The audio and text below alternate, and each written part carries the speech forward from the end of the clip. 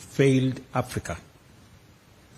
They rely on flawed models, distorted and outdated assumptions, and systemic bias, painting an unfair picture of our economies and leading to distorted ratings, exaggerated risks, and unjustifiably high borrowing costs.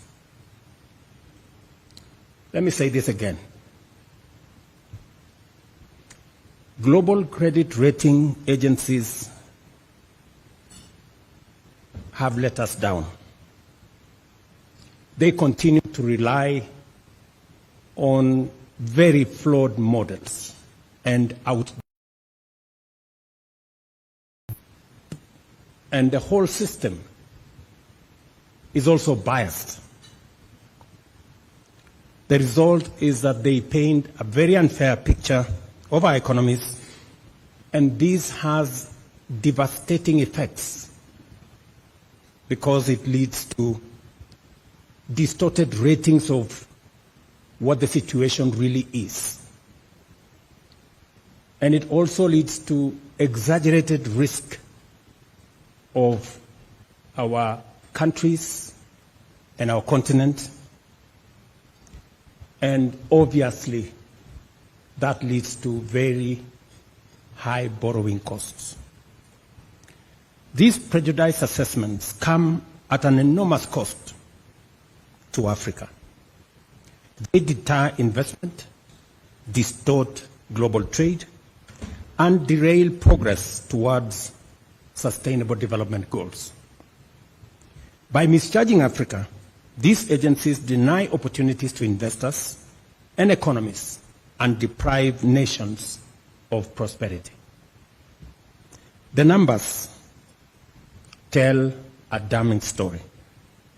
The Africa Peer Review Mechanism and the United Nations Development Programme place the cost of biased credit rating at a staggering $75 billion in lost opportunities. In a continent abundant with natural wealth, vast arable land, billions in diaspora remittances, and the world's largest carbon sinks, credit rating agencies have delivered 94% of all downgrades in the past decade, while arbitrarily designating only 2 African nations as investment grade.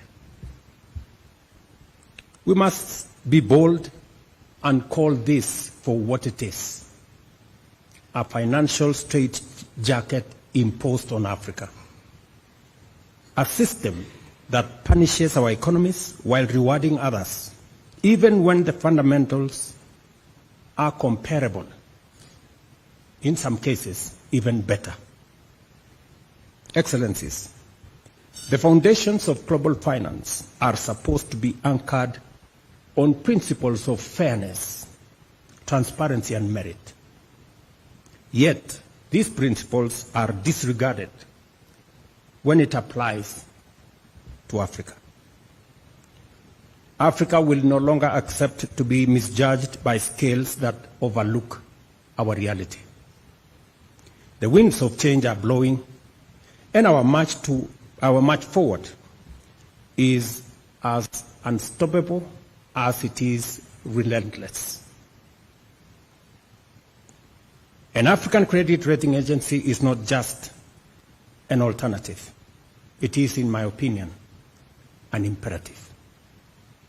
This agency must be globally credible and backed by rigorous, credible data and driven by high reporting standards. But more importantly, it must reflect Africa's reality correctly. We will not walk this journey alone. We will build alliances east, west, and north, grounded in shared values of dignity, equity, and progress. We will hold rating agencies to account and demand accurate standards. We will leverage the experience and expertise of Pan-African credit rating, strengthening their capabilities and expanding their reach. The potential impact is profound. Research shows that a one-level improvement in Africa's average credit rating would unlock US dollars 15 billion in additional funding. This alone would outstrip official development assistance and meet some of the critical aspects of Africa's infrastructure needs. The opportunity is within our grasp, and we must seize it. I want to emphasize that this agency will complement international credit rating agencies by filling in data and analytical gaps. In other words, it will do the heavy lifting that international rating agencies may lack the time, inclination, or capacity to undertake. I see the role of Africa credit rating agencies as one of demystifying and democratizing sovereign credit assessments. It must develop a methodology that is objective, transparent, and replicable, rooted in the rigor of science rather than the exclusivity of tradecraft. Let me commend the United Nations Development Programme and AfriCatalyst for stepping forward to support African nations in strengthening their credit worthiness. This is the kind of partnership that we need, rooted in action.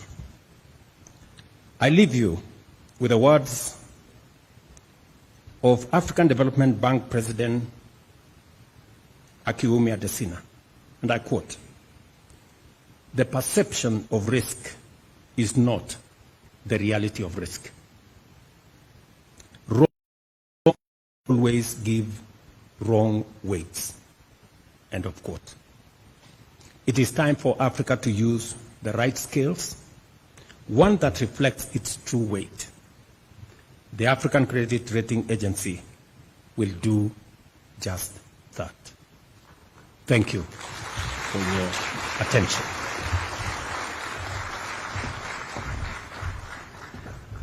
Thank you very much, Your Excellency, on your call for Africa to rewrite its history and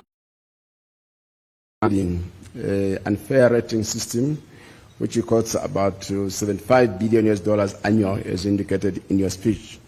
We move on, and now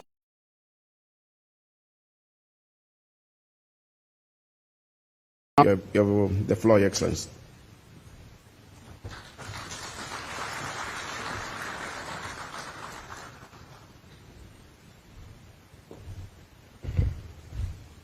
Thank you very much. Let me just acknowledge my colleagues that I'm seated with on the table, President of Algeria, President of Ethiopia, President of Kenya, and my other colleagues, but also others, Excellencies, heads of organizations, business that are in the House today. Let me start by acknowledging and thanking the African peer review mechanism, our own mechanism, the African Union Commission, the Economic Commission for Africa, for basically coming together to pursue or to walk this path of setting up the African Credit Rating Agency. I do remember standing here together with President Ruto, then President Nana, I think last year, and deliberated on a number of issues, but that included this particular and very important issue. I just want to put context to what is obvious, and my colleagues have already said those issues. Africa, let's not be shy about it, has not been treated fairly in a global business, economy, business, finance, hence the need for us to speak for ourselves, to redress this imbalance that has been going on for a long time. the critical need to reform the global financial architecture. We've been talking about it for too long. We need to take practical steps to redressing this. After our AU meeting here and the side meeting right here last year, we moved on to Paris later in the year, and we had a specific session there chaired by President Macron around the reform of the global financial architecture. We made our points very clear, and I think it is now time that we in this hall and those that are not present at a political level say and commit and walk the talk that we will realize the creation or implementation of the African credit rating agents. We have talked enough. We know the cost that has been occasioned to our economies around the price of capital, long-term capital, but talk about short-term capital. It's crippling. If you look at the cost of short-term capital, it's crippling. It's damaging even to viable businesses. Let's say other things are equal, ceteris paribus, other things being equal, and the only thing you are left to assess the viability of the project is the cost of capital. Many a time, that project will not see because that variable called the cost of capital is too high. Compare that project on our continent with another project in a different continent. That project will pass the test, and it will contribute to growth of that economy. Whereas in Africa, that project has failed on account of the cost of capital.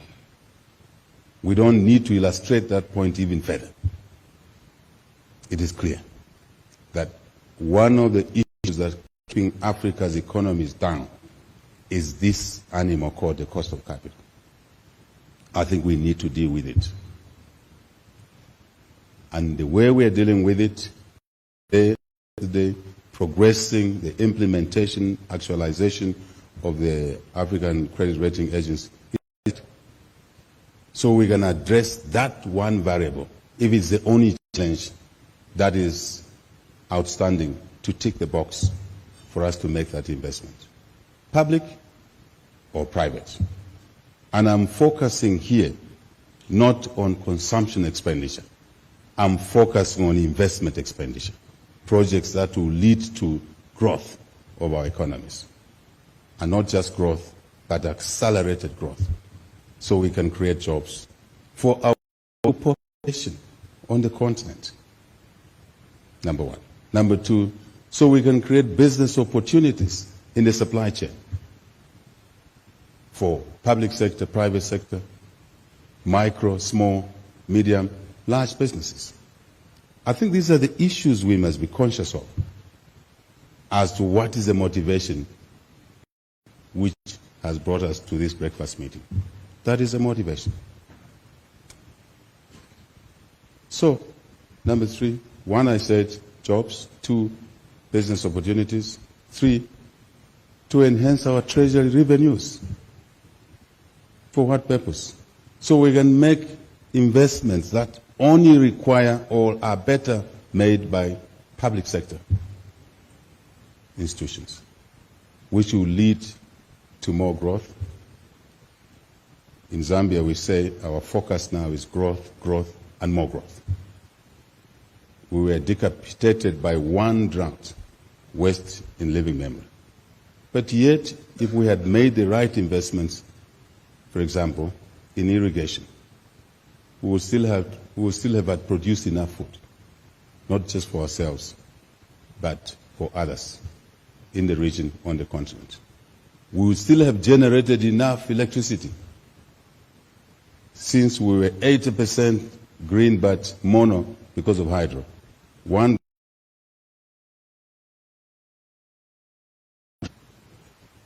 So we do need the investments in our countries, on our continent.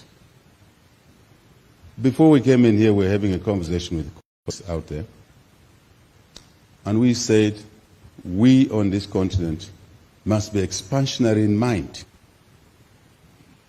must not be driven by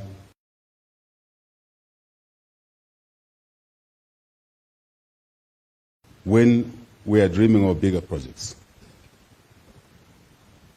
And this is coming back to credit. This project is too big for Africa. What is the meaning of that? Post the Second World War,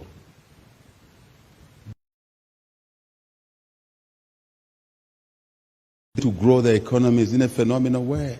And they did that. And they took risks. But when we want to take risks, we're inhibited by,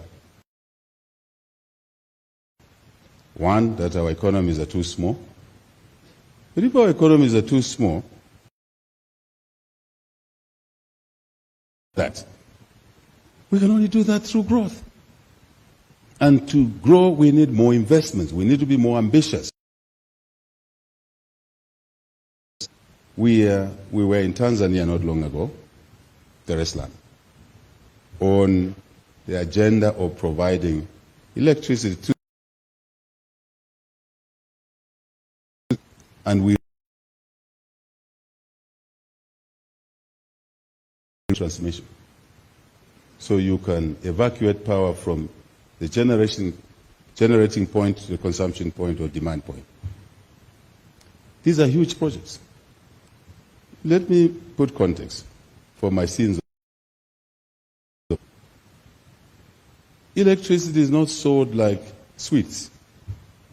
Generally, electricity is sold on longer term agreements, power purchase agreements. Let's typify the situation.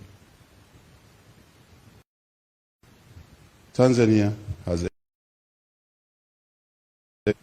Zambia had shortage of power because of a drought. But Tanzania could not move power from its generating sources to Zambia because there was no interconnector. There was no transmission. We also talked about a one electricity market, Africa electricity market, isn't it? Yes, we invest in generation, big project. 2, transmission, big projects. So now, since power is sold long term, 5, 10 years, 15 years, and the price is embedded in the power purchase agreements, but you still have problems on our continent to raise capital to fund generation, transmission, even when the demand is there. Let's reflect on that. For us, we have a target to grow our copper production to 3 million tons from 700,000 something. This year, we believe we'll break the psychological mark of 1 million tons. Never done before in our country. We have mines, quality investments that need the power and are ready to sign the power purchase agreement. How is it that a credit rating agency would give us a low rating in Tanzania, in Zambia, which constrains our ability to raise fairly priced capital to invest in generation and transmission, and the demand is there, and the capability to pay, effective demand. I'm not talking about potential demand. I'm talking about effective demand, ability to pay. You see the distortion. Because someone in Hong Kong is sitting, a young person is sitting and rating us poorly, and the credit provider thinks that there's a higher risk to invest in our country, in our region. But the truth on the ground, this is a project that should actually attract a lower cost of that, very low. So who is that one telling us that we're not credit worth? We have the demand, we have the capability to actually develop the project. I hope we now see what we're dealing with here. As things being equal, we need to address the credit risk rating has gone on for too long. I thought that would be my message today as I stand here. And lastly, just to say to you, when we've dealt with this matter properly, we have a credible Africa credit rating agency, professional, private sector driven, competent, one that can stand shoulder to shoulder with Standard & Poor's, with Fitch,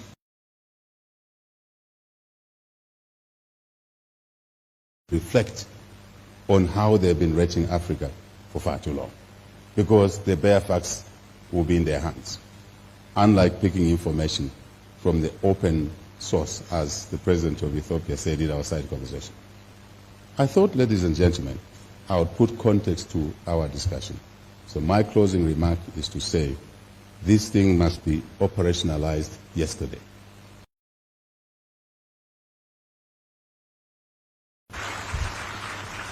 Thank you very much, Your Excellency, for your call that we must act with speed to operationalize the African credit rating, so increase our investments to improve the welfare of our people. The opening statement is the President of the Republic of Algeria, who is also the chairperson of the review forum of heads of state and government. You have the floor, Your Excellency.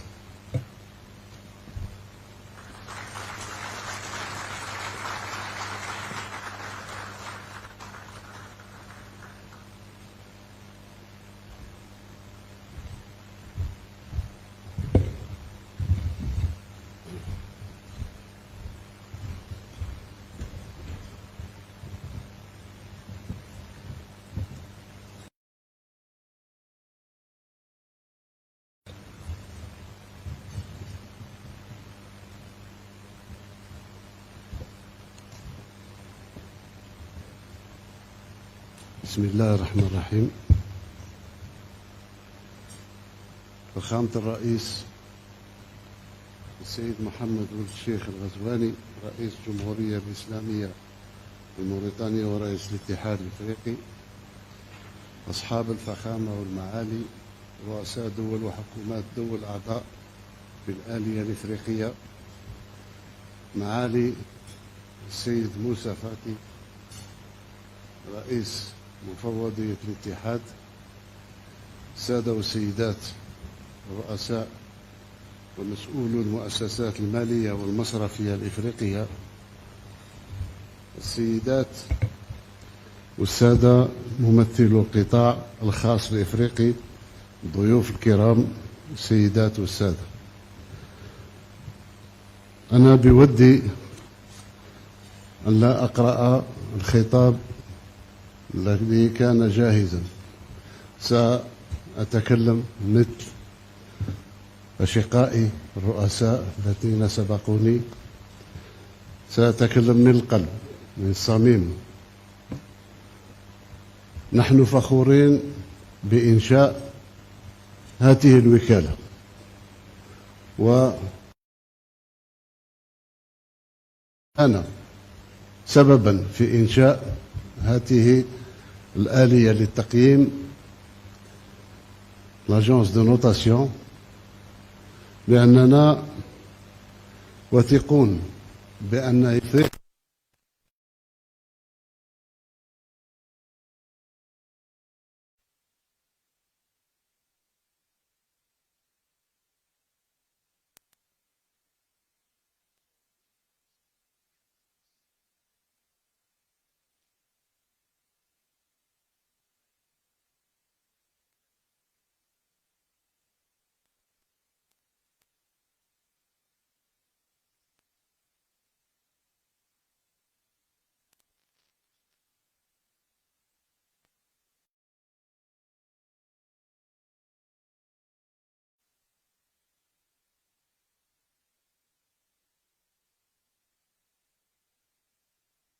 مع أشقائي الذين سبقوني أن وكالة التنقيط لازم نعمل كلنا أن نجعل لها مصداقية، لأن بدون مصداقية ما تكونش لها فعالية.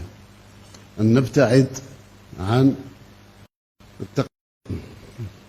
الغير علمي، الغير المنطقي، والغير الاقتصادي. وبالتالي أعتقد بدون أن أطول عليكم أن وكالة التنقيط هذه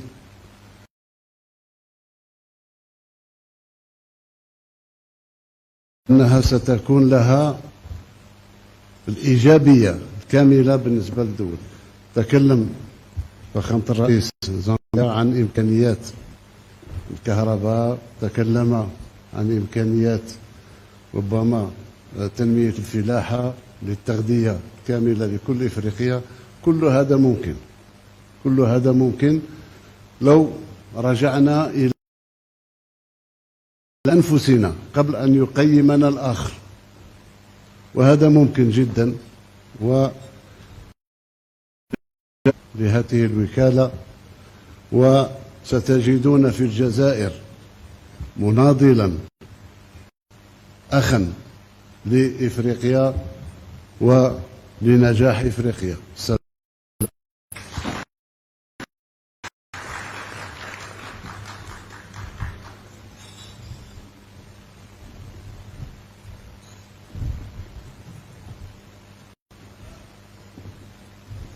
Thank you very much, Your Excellency.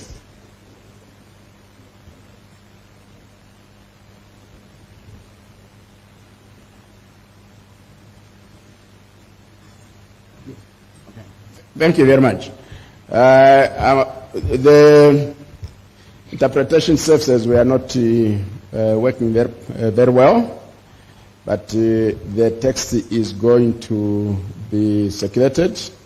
We apologize for this development, but the key issue is that Africa is the future. We listen to that message, Your Excellency, and indeed we are going to leverage that future. At this stage, there's going to be a video clip which is going to be shown, and when the video clip has been shown, I'm going to hand over to my colleagues who is going to continue the moderation. So could we have the video? Thank you very much.